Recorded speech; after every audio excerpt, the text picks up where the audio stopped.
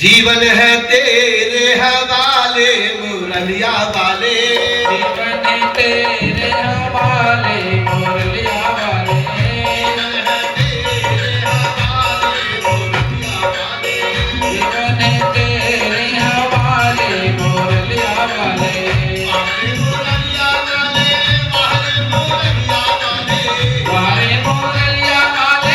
वाले मुरलिया वाले, वाले मुरलिया वाले, वाले मुरलिया वाले, वाले मुरलिया वाले, वाले मुरलिया वाले, वाले मुरलिया वाले, जीवन है तेरे हवाले मुरलिया वाले, जीवन है तेरे हवाले मुरलिया वाले।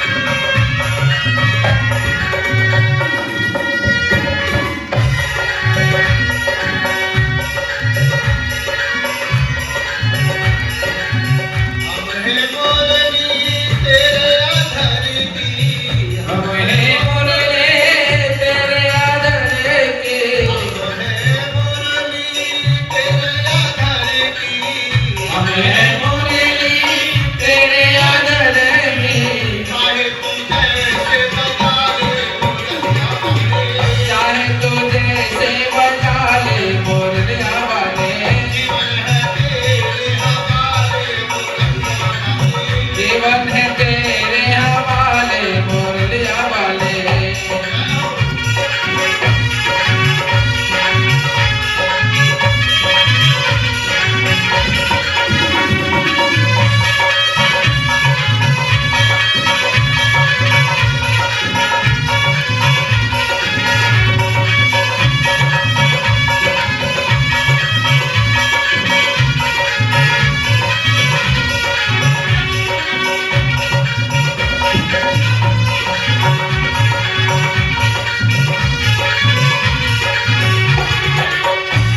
कठपुतली है तेरे हाथ की, हम कठपुतली है तेरे हाथ के, कठपुतली हम कठपुतली, हम कठपुतली हमें कठपुतली, कठपुतली है तेरे हाथ की, हमें कठपुतली तेरे हाथ के, चाहे तू जैसे बजा ले मुरलिया वाले, जीवन है काले मोरलिया वाले, जीवन है तेरे हवाले मुरलिया वाले, ओ जीवन है तेरे हवाले मोरलिया वाले।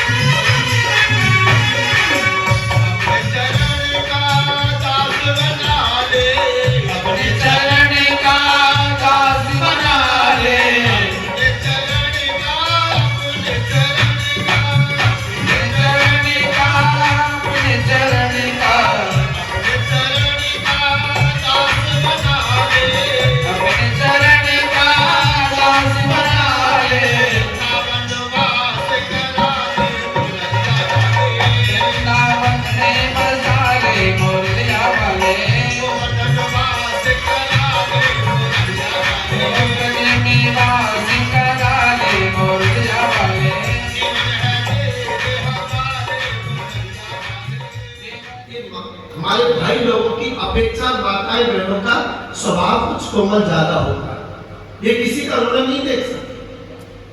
और एक वरदान भी है किसका, युधिष्ठिर महाराज का। कैसे, जब कौरव लोग मारे गए, युधिष्ठिर, क्योंकि कौरव है तो खास आउटलाइन के, कौरवों के एक एक का नाम लेकर के पिंडदान कर रहे हैं। जब 100 भाइयों का पिंडदान हो गया, बगल में माता कुंती खड़ी, माता कुंती गंभीर हो गई और निवेदन करने लगी, बेटा युधिष्ठिर, एक पिंड तुम करने के क्यों दान करूं? एकदम गंभीर हो गई माता कुंती, आंखों से अश्रु की धार बह चली और कहने लगी, बेटा ये कर्ण कोई और नहीं है, ये कर्ण तो तेरा अपना सगा बड़ा भाई था। क्या में लग गई और संत दुर्वासा जी मेरे को प्रसन्न हो गए और मेरे को एक मंत्र दिया और कहा, बेटी तो इस मंत्र को पढ़ करके जिस देवता का आह्वान करोगी वो देवता आकर के तुम्हारे सामने खड़े हो जाए। मेरे परीक्षा की दृष्टि से सूर्य नारायण को आमंत्रित किया, सूर्य नारायण मेरे सामने खड़े हो गए और उन्होंने कहा, तो मेरे जैसा तेजस्वी तुम्हारे बालक होगा, तुम्हारे बेटा होगा। मैं तो एकदम घबरा गई, आप क्या करते हैं महाराज? मैंने तो केवल आपकी परीक्षा करके देखा था, मैं तो कुमारी हूं और लोग क्या कहेंगे कि कुमारी अवस्था में बेटा की प्राप्ति हुई, बेटा का जन्म हुआ, लोग मेरी बदनामी करेंगे। तब सूर्य नारायण ने कहा, देवी तुम कुमारी की कुमारी ही रहोगी मगर बेटा तो होगा। तो कान से जिस बालक ने जन्म दिया वही तो कर्ण है। बेटा लोग लज्जा की वजह से मैंने लता पताकाओं में लपेट करके एक लकड़ी का मंजूसा बनाया और उस मंजूसे में रख करके नदी में प्रवाहित कर दिया। नदी के उस पार एक अधिरथ नाम के सूत संध्या बंदन कर रहे थे और उस अधिरथ नाम के सूत ने उस लकड़ी के मंजूसे को निकाला और जैसे खुला तो उसमें नन्हा सा बालक देखा।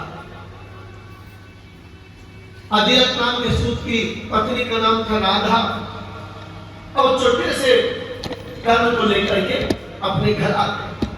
जो कुंती पुत्र कौनते होना चाहिए था वो राधा पुत्र राधे हो गया।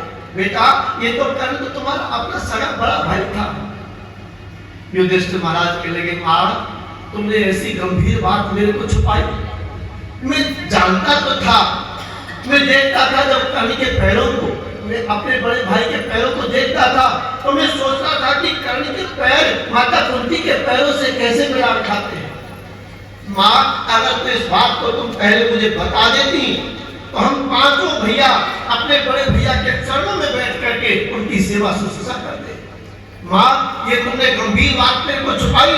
आज के बाद मैं साथ देता हूँ कि कोई भी माता बहन अपने गूढ़ रहस्य को, अपनी गुप्त बात को ज्यादा दिन तक नहीं छुपा पाए। तो ये युधिष्ठिर महाराज का श्राप समझो या वरदान समझो कि कोई भी माता बहने अपनी गुप्त बात को ज्यादा दिन तक छुपा नहीं पाती।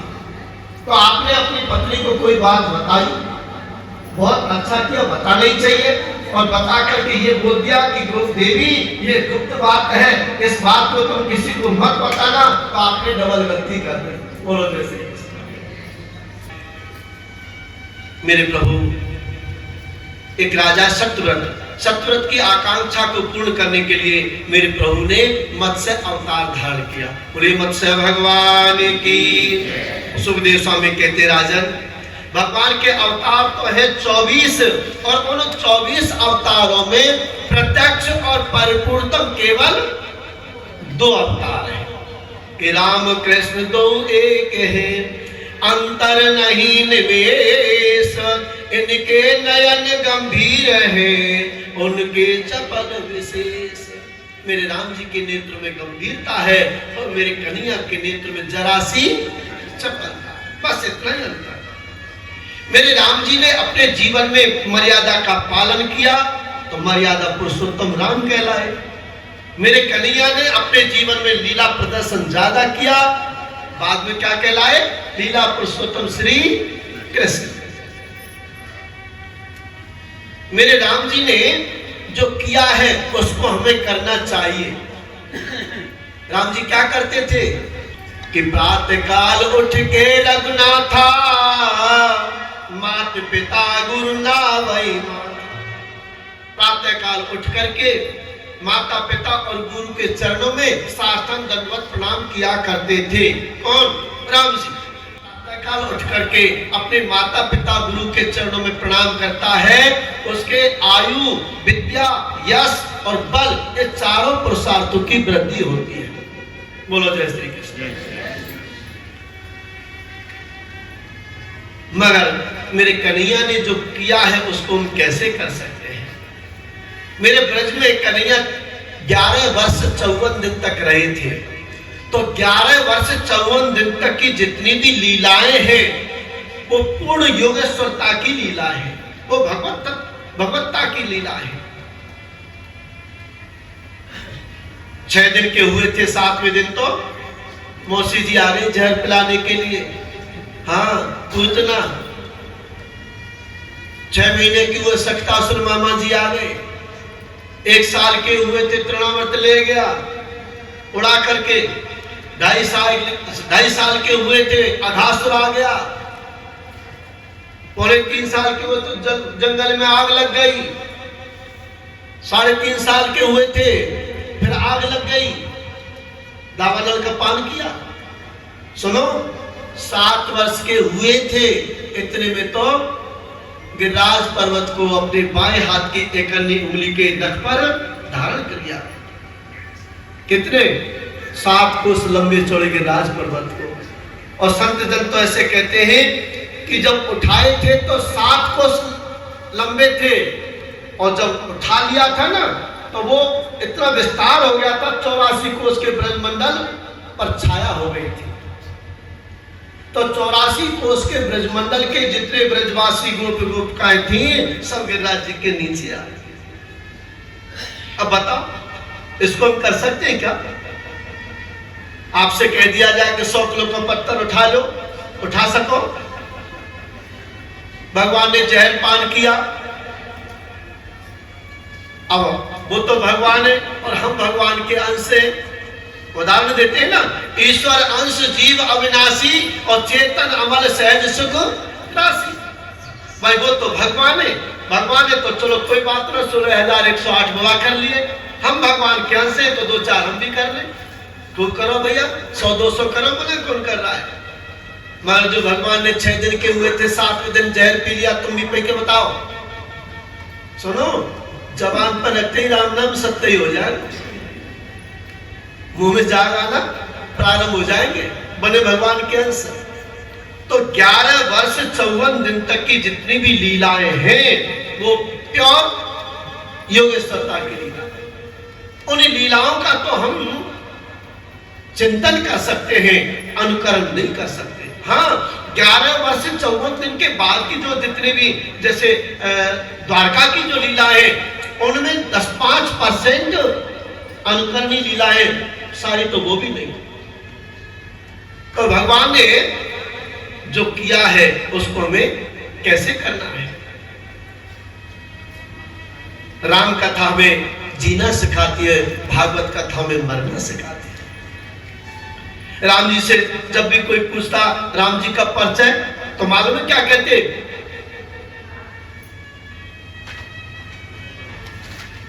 कौशल्यानंदन, दशरथ नंदन, कौशल किशोर श्री राम। और मेरे परमात्मा से, मेरे कन्हैया से अगर कोई पूछता तो डायरेक्ट कहते मैं भगवान हूं, तुम मेरी शरण में आ जाओ। सर्वधर्मान परित्यज माम एकम शरणम व्रज। केवल कर्म करो, फल की इच्छा मत करो। हर गंगा भव से पार लगावेगी, कोई प्रेम से गंगा नहा लो। गंगा भव से पार लगावेगी, कोई प्रेम से गंगा नहा लो। कोई प्रेम से गंगा नहा लो, कोई हिले मिले गंगा नहा लो। कोई प्रेम से गंगा नहा लो, कोई हिले मिले गंगा नहा लो। गंगा भव से पार लगावेगी, कोई प्रेम से गंगा नहा लो। गंगा भव से पार लगावेगी, कोई प्रेम से गंगा नहा लो।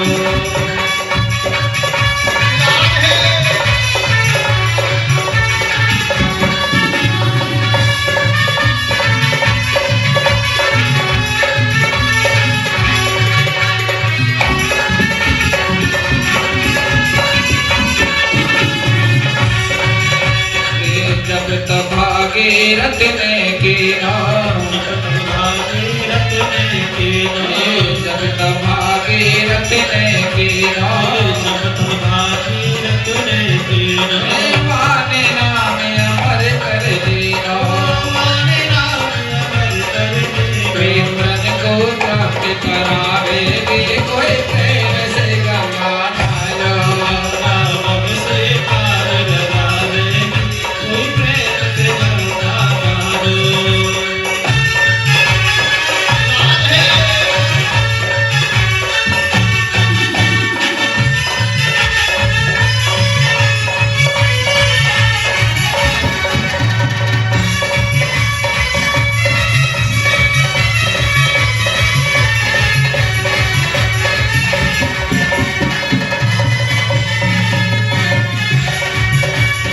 प्रेम सहित जो गंगा नावे प्रेम सहित जो गंगा नावे प्रेम सहित जो गंगा नावे प्रेम सहित जो गंगा नावे सकल पदार्थ जग में पावे जग पदार्थ जग में पावे सकल पदार्थ जग में पावे जग पदार्थ जग में पावे जग दिया पार लगावेगी कोई प्रेम से गंगा नायो उसे पार लगावेगी कोई प्रेम से गंगा नावे कोई प्रेम से गंगा नायो कोई मिल गंगा नायो कोई प्रेम से गंगा नावे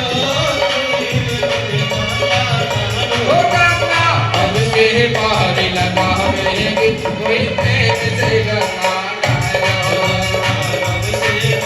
लगावेगी कोई प्रेम से गंगा नायो ओ गंगा मैया की तीन महारानी है, बड़ी है माता कौशल्या, मझली है माता कैकेयी और छोटी है माता सुमित्रा। तीनों माताओं के अभी कोई बेटा नहीं है। एक बात कहूं, सूर्यवंश की विशेषता, सूर्यवंश की विशेषता यह है, किसी भी सूर्यवंश में कोई भी राजा हुआ, उनके संतान नहीं हुई। संतान कैसे हुई? पुत्र कामेष्टि यज्ञ किया, उसके बाद में संतान की प्राप्ति हुई। ये तो सूर्यवंश की विशेषता है। बिना पुत्र कामेष्टि यज्ञ के किसी के संतान नहीं हुए। पुत्र कामेष्टि यज्ञ हुआ, उसके बाद में संतान की प्राप्ति हुई। अब चंद्रवंश की विशेषता सुनो। जिनमें मेरे कन्हैया आएंगे, जिस वंश में कोई भी राजा की शादी हुई, बिना झगड़े के शादी नहीं हुई। चंद्रवंश के जितने भी राजा हुए, जिनकी शादी हुई, झगड़ा जरूर हुआ।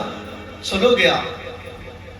जब कन्हैया को जन्म होगा उसके बाद में, बोलिए बाल कृष्ण लाल की। अपने गुरुजी के पास में गए। गुरुजी कौन है? वशिष्ठ जी महाराज। यद्यपि ये पुरोहित कार्य कुछ ज्यादा अच्छा तो नहीं है। प्रश्न रखा गया कि वशिष्ठ जी पुरोहित बने सूर्यवंश के। एक बार तो मना कर दिया। संत नारद जी के लगे तो आप तो बिना सोचे समझे बोल देते हो। मालूम है, जिस वंश का तुम्हें पुरोहित बनाया जा रहा है, उस वंश में कौन आने वाले हैं?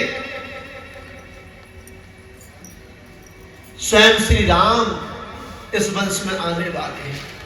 तो वशिष्ठ जी महाराज ने क्या किया? ये पुरोहित वंश का कारभार संभाल लिया। महात्मा दशरथ जी अपने गुरुजी के पास में गए और निवेदन किया, गुरुजी अब देखो मेरा चौथापन आ गया है, अभी कोई उत्तराधिकारी नहीं है, अब मेरी जन्म कुंडली को देखो ना। वशिष्ठ जी ने कहा, राजन बिल्कुल चिंता मत करो, ऐसा करो पुत्र कामेष्टि यज्ञ करो और भगवान की कृपा से आपके एक नहीं, दो नहीं, 4 आएंगे। बोलो जैसे। देखो पहले के जो गुरुजी कितने विद्वान थे।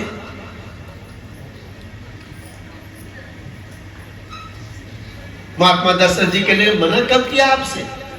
जब आप चाहो जब शुरू कर दो। आनंद फानन में यज्ञ की तैयारी की, पुत्र कामेष्टि यज्ञ हुआ और जैसे ही वशिष्ठ जी महाराज ने पूर्ण आहुति डाली, यज्ञ पुरुष नारायण खीर का चरु लेकर के प्रकट हो गए। बोलिए श्री यज्ञ पुरुष नारायण भगवान की जय। खीर का चरु लेकर के प्रकट हो गए। खीर का चरु दे दिया गुरुजी के हाथ में और गुरुजी ने महात्मा दशरथ जी को कहा, ये खीर का चरु ले जाइए और अपनी रानियों को खिला दीजिए, भगवान कृपा करेंगे। महात्मा दशरथ जी गुरुजी को प्रणाम करके दंडवत प्रणाम किया और अपने महल में वापस आए। तो जो खीर का चरु लेके आए थे महात्मा दशरथ जी, उसका आधा भाग किया, आधा भाग दे दिया माता कौशल्या को और आधे में से 2 भाग और किए, वो दे दिए माता कैकेयी को और माता सुमित्रा को। अब हुआ ऐसा, वो चील आई कोई, माता सुमित्रा अपने प्रसाद को रख करके किसी कार्य में व्यस्त हो गई। लो जी चील आई और खीर के चरु को लेकर के उड़ गई और उड़ती उड़ती पहुंच गई केसराचल पर्वत पर। केसराचल पर्वत पर एक बड़ा वृक्ष है, उस वृक्ष की डाली पर चील बैठ गई। उसी वृक्ष के नीचे माता बैठी थी अंजनी, और चोंच में तो प्रसाद लगा हुआ था और चील कुछ बोलना चाह रही होगी और जैसे बोलने के लिए अपना मुंह खोला और लो जी वो खीर का चरु मुंह से निकल गया। अब माता अंजनी बैठी थी और अंजनी के अंजलि पर पड़ा, अंजलि समझ रहे हो, हाथ पर। माता अंजनी ने उस खीर के चरु को शिव प्रसाद समझ करके पा लिया। कौन हो गए? हनुमान जी महाराज। बोलिए भक्त बलवंत श्री हनुमंत लाल की जय। जो खीर का चरु चील लेके गई थी, वो चोंच में से गिरा, माता अंजनी की अंजलि पर पड़ा। माता अंजनी ने उस खीर के चरु को किसका प्रसाद समझा? भगवान शिव का, भगवान भोलेनाथ का प्रसाद समझा, इसलिए शंकर सुवन हो गए। ये हनुमान जी रुद्रावतार भी है। जिस बेटे का जन्म कहीं हुआ हो और पालन पोषण कोई और करे,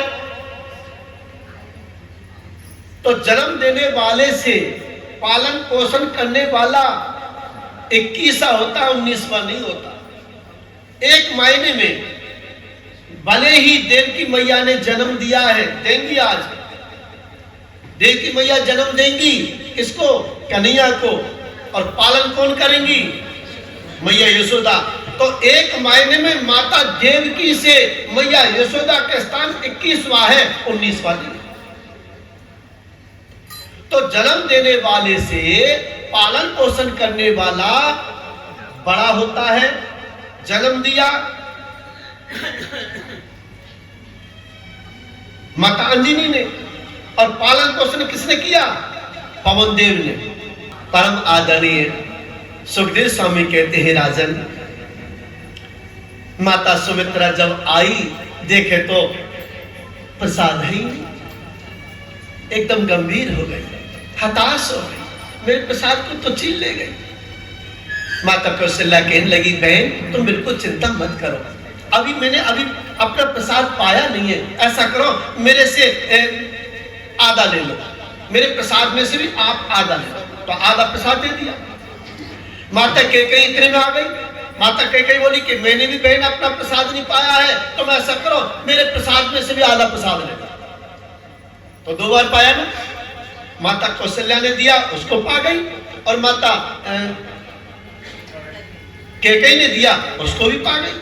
सुनो, जिस समय प्रसाद पाया था उस समय ये निश्चय कर लिया था माता सुमित्रा ने, सुनो बहनों, आपने अपने हिस्से का प्रसाद मुझे दिया है, अगर मेरे 2 बेटे हो गए तो मैं दोनों बेटों को तुम्हारे दोनों बेटों की सेवा में समर्पित कर दूं। तो माता सुमित्रा का बड़ा पुत्र लक्ष्मण जी महाराज किसकी सेवा में? राम जी की सेवा में। माता सुमित्रा का जो छोटा पुत्र है शत्रुघ्न लाल जी किसकी सेवा में? भरत लाल जी की सेवा। उसी समय संकल्प कर लिया था। तीनों माताओं ने खीर का चरू ग्रहण कर लिया। आज अयोध्या दुल्हन जैसी सजी हुई है। सभी अयोध्या वासियों को यह ऐसा महसूस होता है कि अब महात्मा दशरथ जी के महल में किलकारी गूंजने वाली, पूरे महल में प्रकाश की अनुभूति हो रही है। अब धीरे धीरे आ रहा है चैत्र का महीना कि नौमी तिथि मधुमास पुनीता शुक्ल पक्ष अवोदित हर प्रीता। नौमी तिथि मधुमास पुनीता शुक्ल पक्ष अवोदित हरि प्रीता। नौमी तिथि मधुमास पुनीता शुक्ल पक्ष अवोदित हर प्रीता। नौमी तिथि मधुमास पुनीता शुक्ल पक्ष अवोदित हरि प्रीता।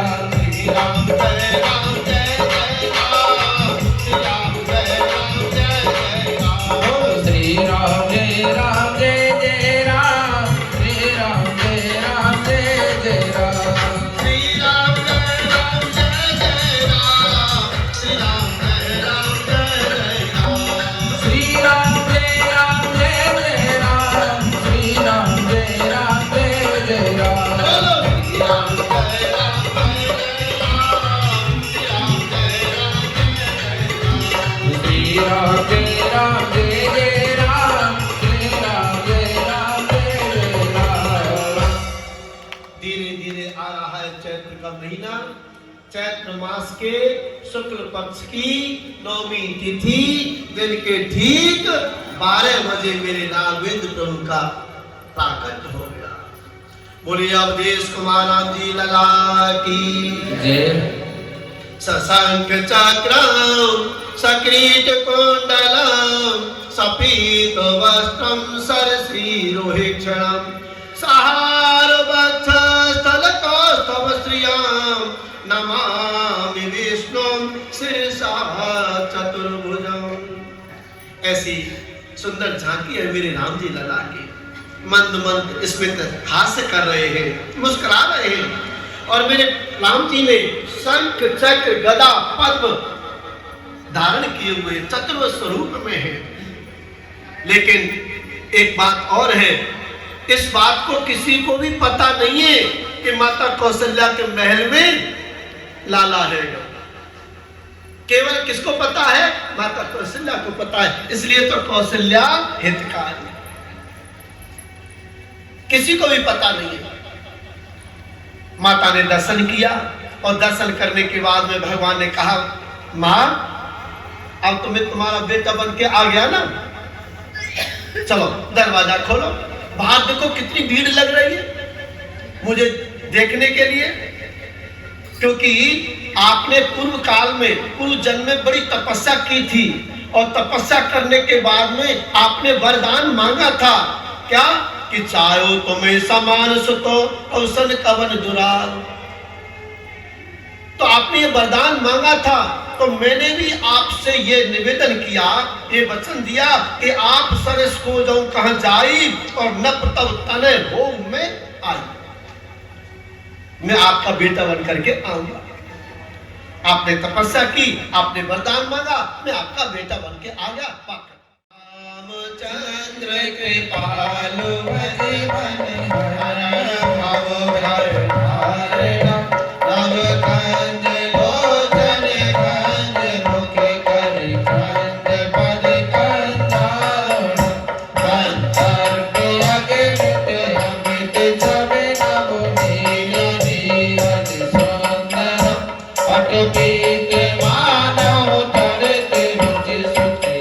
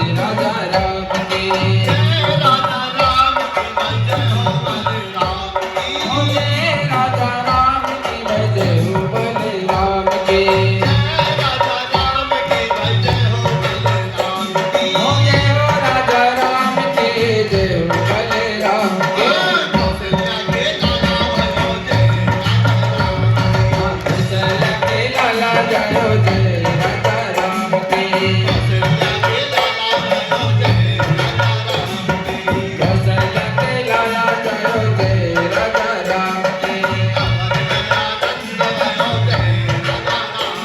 गीत सुनकर आनंद भयो जय राजा राम की अवध घर आनंद भयो जय राजा राम की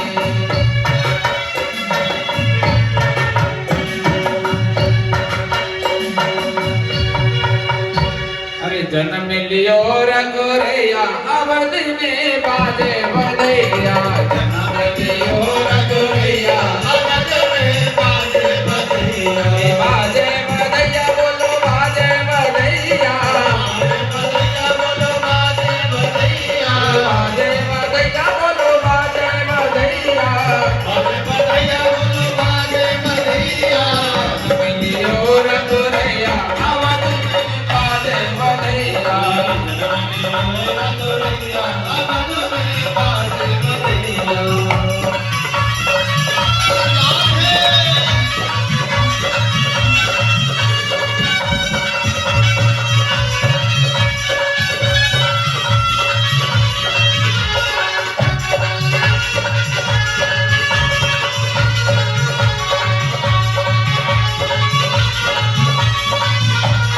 धन्य आवाज मोरे धन्य राजा दशरथ धन्य आवाज मोरे धन्य राजा दशरथ धन्य आवाज मोरे धन्य राजा दशरथ धन्य आवाज मोरे धन्य राजा दशरथ धन्य कुशल्या भैया अवध में बाजे बधैया रघुरैया अवध में बाजे बधैया बाजे बधैया देखो बाजे बधैया देखो बाजे बधैया बाजे बधैया देखो बाजे बधैया बधैया देखो बाजे बधैया जन्म लियो रघुरैया अवध में बाजे बधैया जन्म लियो रघुरैया अवध में बाजे बधैया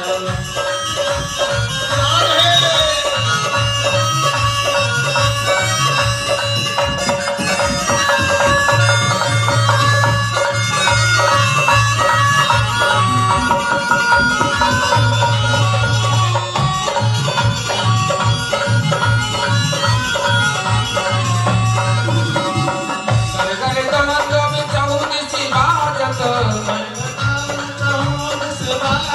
अरे गरे तमंदो में चहुदिसी बाजत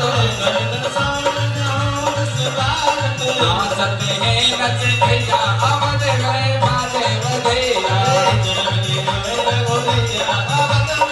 अरे बाजे बधैया देखो बाजे बधैया बाजे बधैया देखो बाजे बधैया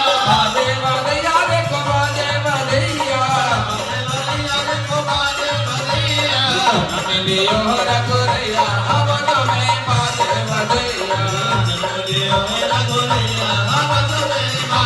बधैया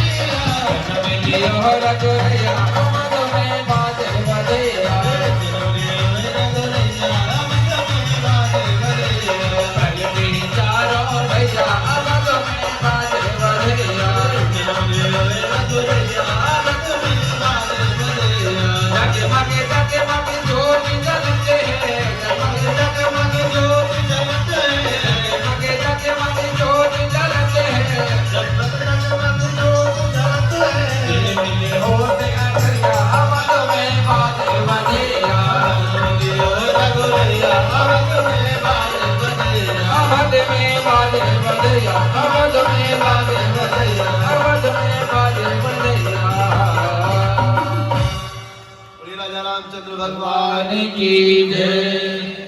गुरु जी को आदर सत्कार किया जनक महाराज ने। विश्वामित्र जी ने कहा, रघुवर पधारो ना। मेरे रघुवर अपनी जगह से उठे, गुरुदेव को प्रणाम किया और सीधे पहुंच गए जहां धनुष विराजमान है। धनुष को प्रणाम किया और धनुष को उठा करके जैसे प्रत्यंचा चढ़ाई धनुष के,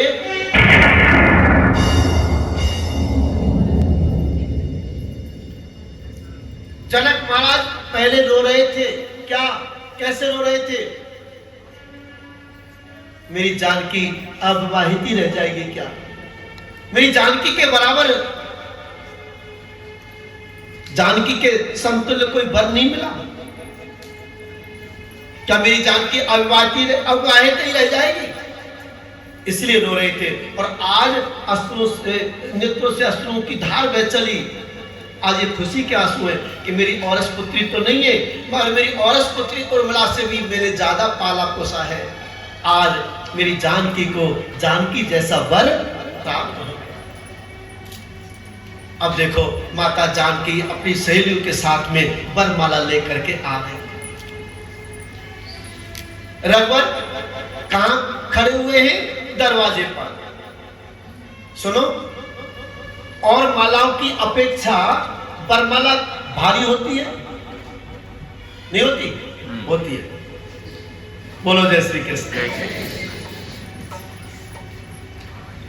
राम जी कौन है? युवराज। एक तो राम जी की हाइट वैसे 6.5 फुट की है और राजकुमार है तो 1.5-2 फुट का मुकुट भी होगा। और दरवाजे पर चौकी पर खड़े तो शायद ऐसे के 5-6 इंच ऊंची तो होगी कम से कम। कितनी लंबाई हो गई? 6.5 फुट की हाइट, 1.5-2 फुट का मुकुट, 1-8 फुट की चौकी। और माता जानकी की हाइट थोड़ी कम है। माता जानकी अपनी सहेलियों के साथ में वरमाला लेकर के आ रही है और जैसे ही वरमाला डालने के लिए ऐसे हाथ बढ़ाया, हाथ तो पहुंच ही नहीं रहा और श्रीमान जी और तन गए। सखियों ने कहा, रघुवर झुक जाओ ना। रघुवर ने कहा, हम नहीं झुकते, हम नहीं झुकेंगे। सखियों ने कहा, रघुवंशी जी यहाँ अच्छे झुक जाते हैं। अरे झुक जाइयो तनक रघुवीर तनी मेरी, झुक जाइयो तनक रघुवीर तनी मेरी छोटी सी। झुक जाइयो तनक रघुवीर तनी मेरी छोटी सी। झुक जाइयो तनक रघुवीर तनी मेरी छोटी सी। छोटी सी मेरी बारी सी, छोटी सी मेरी वाली सी। छोटी सी मेरी बारी सी, छोटी सी मेरी वाली सी।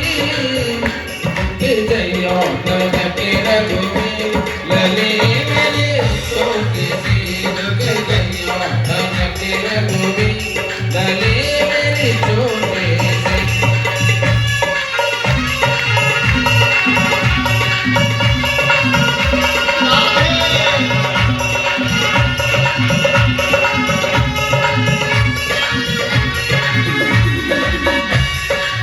कब की तेरे पास में ठाड़े, कब की तेरे पास में ठाड़े, कब की तेरे पास में ठाड़े, कब की तेरे पास में ठाड़े। तुम हो बड़े के वीर लगे मेरे छोटे से। झुक जाइयो तनक रघुवीर तनी मेरी छोटी सी।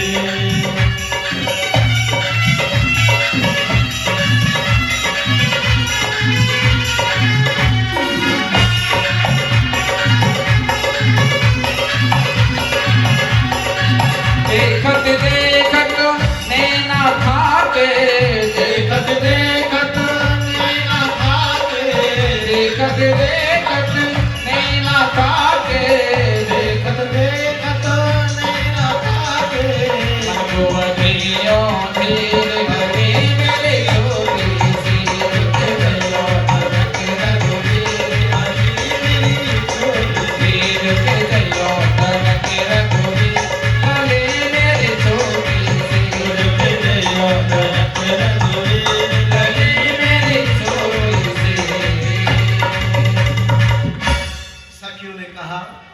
रघुवर झुक जाओ ना। ये रघुवर तो झुकने का नाम ही नहीं ले रहे। सखियों ने सेनापति को बुलाया। सेनापति भैया तू ऐसा कर, महाराज के पास में जा, महाराज अगर निवेदन कर देंगे तो ये झुक जाए। देख कितनी देर हो गई, लाली जी खड़ी है, अभी भारी बरमाला लेकर के खड़ी है, परेशान हो रही होंगी। गुलाब की पंखुड़ी देखी आपने? गुलाब की पंखुड़ी कितनी कोमल होती है, उससे भी 1000 गुना कोमल लाली जानकी का शरीर है। अब बताओ, जो कमल की पंखुड़ी भी कठोर लगती है, इतनी देर से खड़ी है। सेनापति जाओ ना, महाराज से कहो, महाराज अगर निवेदन कर देंगे तो जरूर झुक जाए। सेनापति दौड़ा दौड़ा गया। महाराज प्रणाम। रघुकुल नंदन राम जी से बोल दो ना जरा झुक जाए। महात्मा जनक जी ने मालूम है क्या जवाब दिया? मैं रघुकुल दिवाकर दशरथ नंदन कौशल किशोर, यानी अपना दामाद, अपने दामाद को बुला करके ये कहूं कि तुम झुक जाओ अपने दरवाजे पर? नहीं, गलत बात। सेनापति ऐसा करो, तुम गुरुजी के पास में जाओ, मैं अपने दामाद को अपने घर बुला करके ये कहूं कि तुम झुक जाओ, ये मर्यादा के विपरीत बात है। सेनापति दौड़ा दौड़ा गुरुजी के पास में गया, गुरुजी को प्रणाम किया और निवेदन किया, गुरुजी अपने चेलवा राम से बोल दो ना जरा वो झुक जाए, बहुत देर हो गई लाली जी खड़ी है। यद्यपि गुरुजी भी क्या सोच रहे, माला पे तो जाप चल रहा है, और धीरे धीरे आंख खोल के देखते बरमाला पहनाई कि नहीं पहनाई, फिर बंद कर लेते, फिर जा। सभी अयोध्या वासियों ने अपने पलकों को ऐसे पकड़ लिया, कहीं ऐसा न हो जिस समय जानकी बरमाला पहना के पलक झुक गई तो सबने पकड़ रखा। गुरुजी मालूम है क्या बोले? सुनो भैया, धनुष तोड़वाना था सो हमने तोड़वा दिया। अब शादी विवाह के मामले में भैया तुम गृहस्थियों की क्या रीत रिवाज है, तुम जाने तुम्हारा काम जाने, मना कर दिया। हम बाबा जी को क्या लेना देना, तुम जाने तुम्हारा काम, धनुष तोड़वाना था सो तोड़वा दिया। बड़ी समस्या। सेनापति दौड़ा दौड़ा कर मना कर दिया गुरुजी ने भी। तो सखियों ने मालूम है क्या था? देखा, एक अंतिम अस्त्र अपनाया। सखियों ने देखा लखनलाल की तरफ, हे लखनलाल हमारा काम आप ही बनवा सकते हो, और सुनो अगर आपने हमारा कार्य बनवा दिया तो आपका हम बनवा देंगे, पक्की बात। क्यों? पुष्प वाटिका में जब गए थे मेरे राम जी और लक्ष्मण जी, तो जानकी के संग में माता उर्मिला भी तो थी, वही मिलन हो गया था दोनों का। सखियों ने कहा अगर आपने हमारा कार्य बनवा दिया तो आपका काम हम बनवा देंगे, पक्की बात है। अब राम राज्य में बात बात पर मर्यादा, छोटा भैया बड़े भैया से कैसे कह दे कि तुम झुक जाओ, आजकल के तो बोल देते, मगर और ऐसा भी बात नहीं है, ऐसा भी नहीं है कि राम जी लक्ष्मण जी से 10-5 साल बड़े हो। लक्ष्मण जी अपने आसन से उठे, पहले तो गुरुदेव को प्रणाम किया और सीधे पहुंच गए दरवाजे पर। कहे तो कहे कैसे, कुछ नहीं कहा, शांत स्वभाव है। और मेरे लक्ष्मण जी ने क्या किया मालूम है?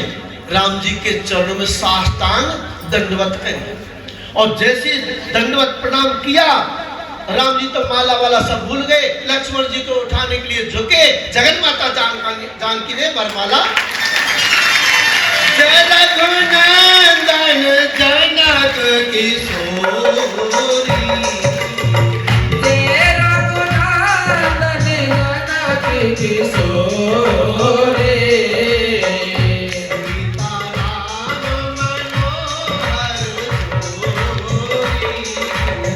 सीताराम मनोहर जोड़े। अब बन गए। बोलिए सियावर रामचंद्र भगवान की जय। ऐसी सुंदर जोड़ी जगन्माता जानकी ने वरमाला पहना दी। महात्मा दशरथ जी के सुख की सीमा नहीं रही, नेत्रों से अश्रु की धार बह चली। रघुवर को बिठाया, साथ में माता जानकी और अब सभी अयोध्या वासियों ने सोचा जहां राम नहीं वहां हमारी क्या जरूरत, हम भी साथ ही चले। सभी अयोध्या वासी रथ सजा करके राम जी के साथ चलते चलते तमसे नदी के किनारे पर रात को सैर किया। रात के 12 बजे उठे मेरे राम जी, माता जानकी को उठाया, लक्ष्मण जी को उठाया और सभी अयोध्या वासियों को सोते हुए छोड़ करके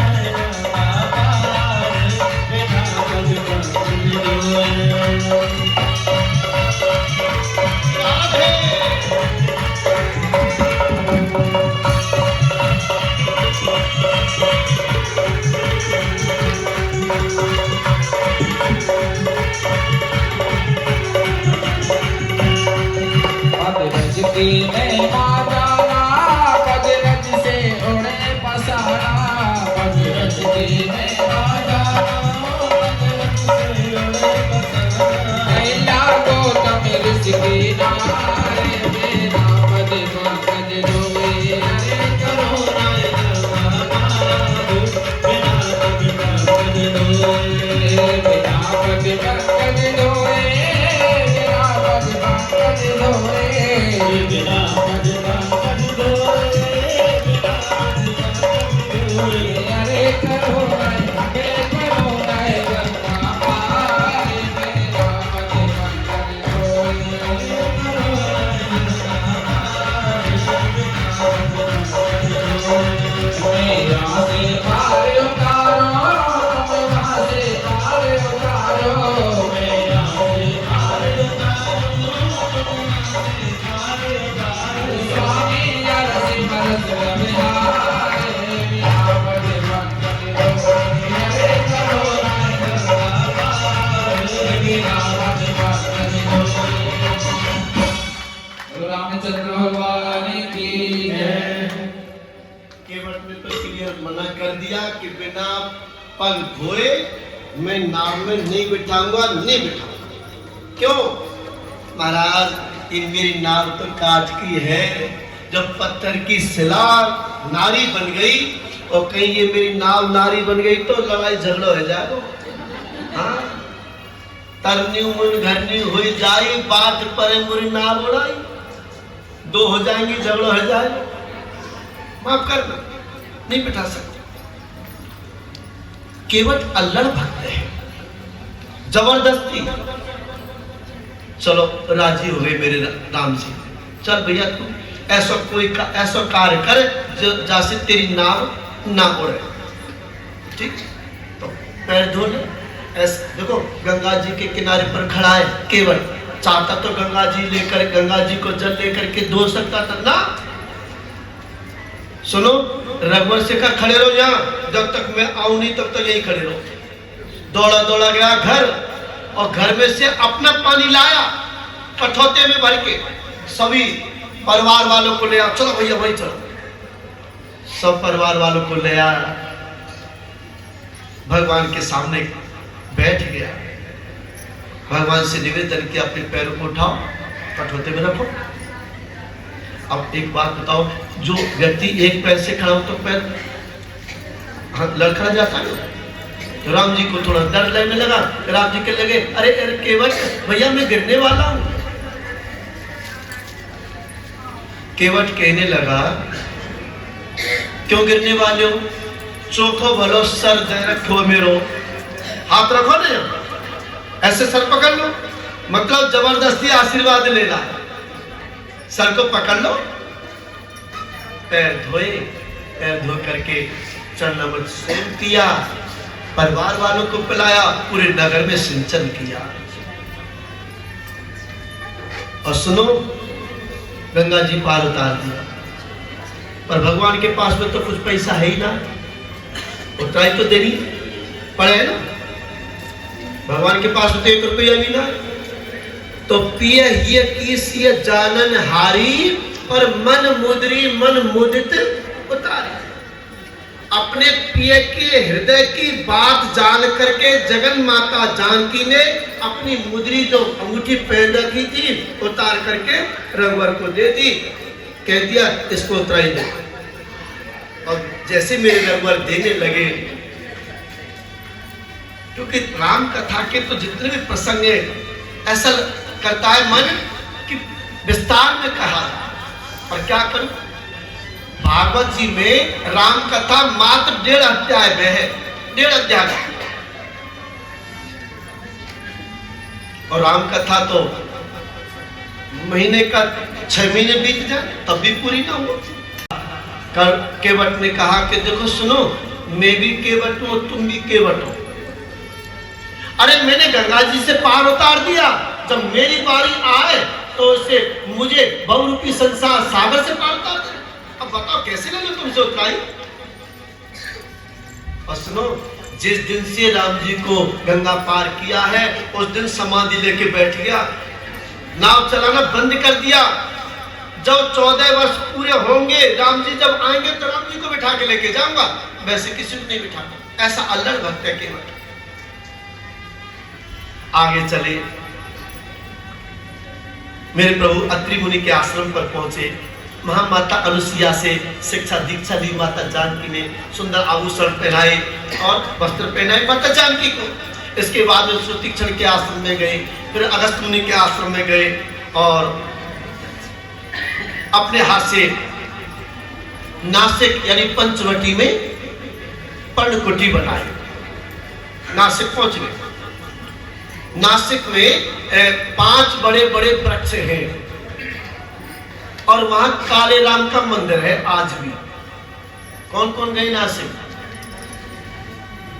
हाँ, देखा होगा काले राम का मंदिर। थोड़े से आगे। पहले कीर्तन वर्ण कौन सा है? नीलवर्ण। काले नहीं है वो, नीलवर्ण के हैं। इधर माता जानकी का शरीर का कलर कैसा है? गोरा नहीं, पीत वर्ण। इधर राधा रानी का पीत वर्ण और कन्हैया का नील वर्ण। नीला और सुनो, बिल्कुल प्रैक्टिकल बात बता रहे हैं, ध्यान देने योग्य बात है। नीला कलर और पीला कलर हम मिक्स कर देंगे तो कौन सा कलर बन जाएगा? हरा कलर। प्रैक्टिकल करके देख लीजिए। हाँ, नीला कलर और पीला कलर हम मिक्स कर देंगे तो हरा बन जाएगा। तो फिर कीर्तन कैसे होने लगा? हरे कृष्ण कृष्ण कृष्ण हरे हरे, हरे राम राम राम हरे हरे। ये है महामंत्र। और अगर हम पहले बोलेंगे हरे राम राम राम हरे हरे, हरे कृष्ण कृष्ण कृष्ण हरे हरे, ये वेदांत का मंत्र है। और वेदांत के मंत्र को कभी भी बिना नहाए धोए नहीं बोलना चाहिए। तो जगत गुरु वल्लभाचार्य जी ने सोचा कि ये तो गड़बड़ हो जाएगी, तो पहले हरे राम ना बोल करके हम पहले हरे कृष्ण बोलेंगे तो ये नाम महामंत्र हो जाएगा। इसको नहाते धोते खाते पीते उठते बैठते चलते फिरते कैसे भी बोल सकते। तो 2 मिनट के लिए बोलो। हरे कृष्णा कृष्णा कृष्णा